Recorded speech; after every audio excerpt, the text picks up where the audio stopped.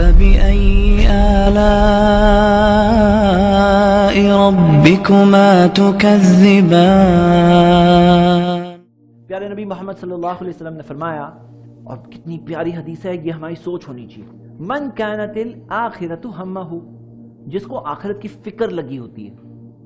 اس کی نظر ہے آخرت پر، اس کو آخرت کی فکر ہے، کیا ہوگا قبر میں، سب چھوڑ کے آئیں گے مجھے،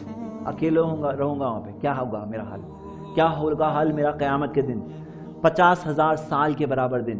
کیا حال ہوگا میرا پل صراط پر، کیا حال ہوگا میرا حوض کوثر پر، کیا حال ہوگا میں جہنم میں تو نہیں پہنچ جاؤں گا۔ من کانت الآخرۃ ہمہ، جس کو آخرت کی فکر لگی ہوئی ہے،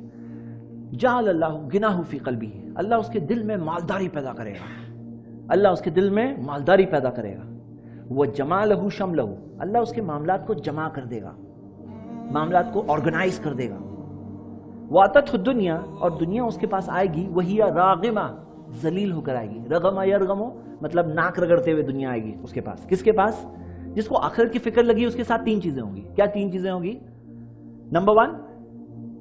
دل میں جعل اللہ غناہ فی قلبہ، دل میں اللہ تعالیٰ مالداری بھر دے گا۔ نمبر 2، معاملات کو اللہ آرگنائز کر دے گا، سب چیزیں خود بخود کتنی چیزیں آرگنائز ہو جائے گی، ہاں،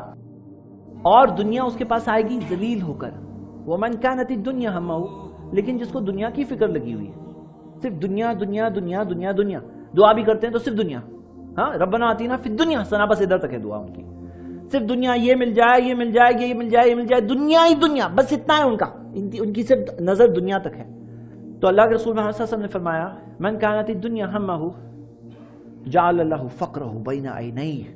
اللہ اس کی آنکھوں کے سامنے غریبی کو لے آئے گا، وہ غریبی اس کو ہر حال میں دکھے گا، ارے میرا یہ چلے آئے گا، ارے وہ ہاتھ چلا آئے گا، ارے میرا یہ کیا ہوگا، ارے وہ کیا ہوگا، جعل اللہ فقرہ بین عینیہ، آنکھوں کے آگے اس کو غریبی دکھے گی، وفرق علیہ شملہ، اللہ اس کے معاملات کو بکھیر دے گا، وما یؤتیہ من الدنیا الا ما قدر لہ، اور دنیا اس کو اتنی ملے گی جتنا کہ پہلے سے نصیب میں تھی۔ مطلب کیا؟